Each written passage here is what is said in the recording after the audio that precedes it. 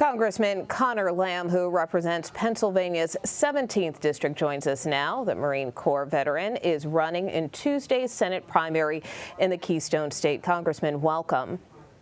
Thanks for having me. First, I want to start with, the big news from over the weekend with this Buffalo shooting. Of course, you are no stranger to tragedy. You represent the Pittsburgh area where a gunman opened fire on the Tree of Life synagogue back in 2018. Why do these incidents keep happening, and why hasn't Congress been able to do more to prevent these situations from occurring?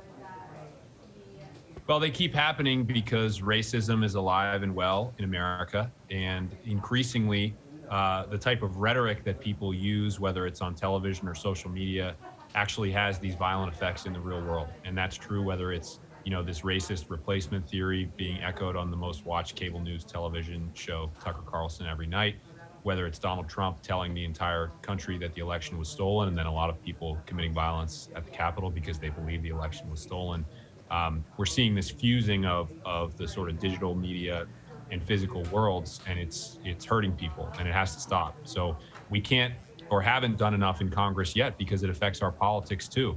And we don't have a U.S. Senate right now that is willing to take the tough vote on an issue like assault weapons, or better regulation of social media, or dealing with hate crimes and funding for the FBI to go after these racist, violent extremists. But those are all the kind of things we're going to change if we get some new senators. Yeah, well, I was going to say, you've been supportive of gun rights, but you've also called for background checks. Is there any way to strike a better balance in terms of reform? And what would you do if you're elected to the U.S. Senate?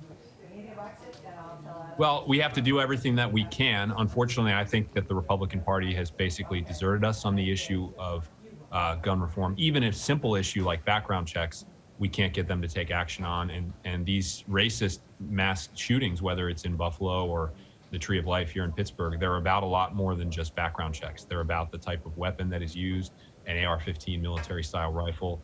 They're about the influence of sort of unfettered viral social media on people's actions. It's about mental health and the fact that, this particular shooter had been flagged an entire year before.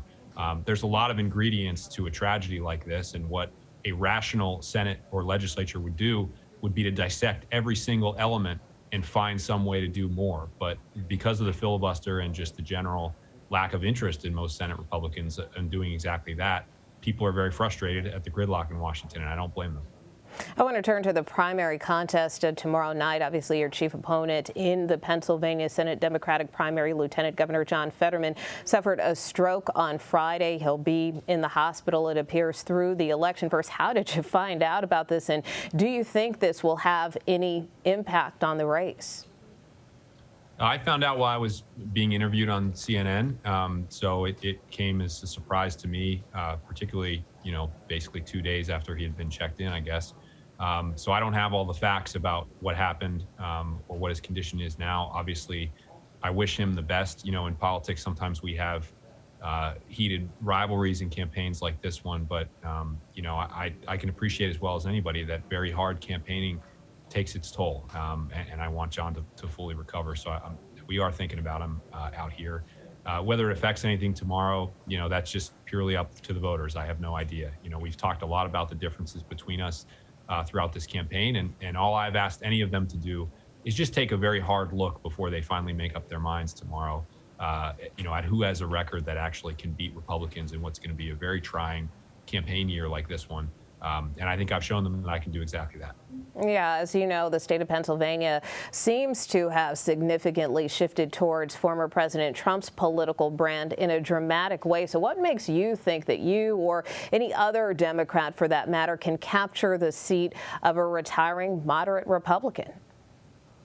Well, every time that Trump has told people not to vote for me, I've won and his candidate has lost. And that has happened 3 times in the last 4 years. He's come to my district. So regardless of what's happening in the state as a whole, my first congressional district, Trump won it by 19 percentage points. That's a whole lot harder than the state of Pennsylvania as a whole. So nobody can guarantee, anything that's going to happen 6 months down the road. But I do have a record of winning elections exactly like this one because I put in the work, I answer every question, I go every place. And most importantly, I think I'm someone that connects, progressive Democrats, middle of the road Democrats, independents, swing Republicans. that whole community of people is who you need to win in a state like ours. They've been supporting me for the last 4 years, and if I'm the nominee, I think they'll support me again. Well, looking internally within your own party, you and Congresswoman Alexandria Ocasio-Cortez have gone on record about your differences in what kinds of Democrats should be allowed in the tent, so to speak. And she wants more progressive representation in the party and in leadership. Are you concerned that the party may be drifting away from what your constituents want? Well, I want to say first, I don't think I've ever made a comment suggesting that someone shouldn't be allowed in the tent. My entire point is we need to allow as many people in the tent, so many people that they're spilling out of the tent, in my opinion. Because one of the great differences between us and the Republicans is we are trying to not only win elections, we're trying to govern and sustain majorities and pass bills and really change America for the better, which takes, more than 50.1% to do, particularly over time.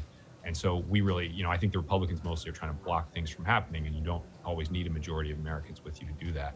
So, as far as the direction of the party, what I can tell you is I've spent the last year really seeing our party in depth and detail in about as diverse of a state politically as we have here in Pennsylvania. And I couldn't be prouder of the Democratic Party. We're fighting for democracy every day. We really are. Sometimes people forget that. But that means that tomorrow, when everybody goes and votes, we're going to respect the decision that they make and support it and continue working on behalf of the Democratic ticket all year, because voting rights, women's rights, these fundamental things about our country are on the ballot in this race, and we all have to work together.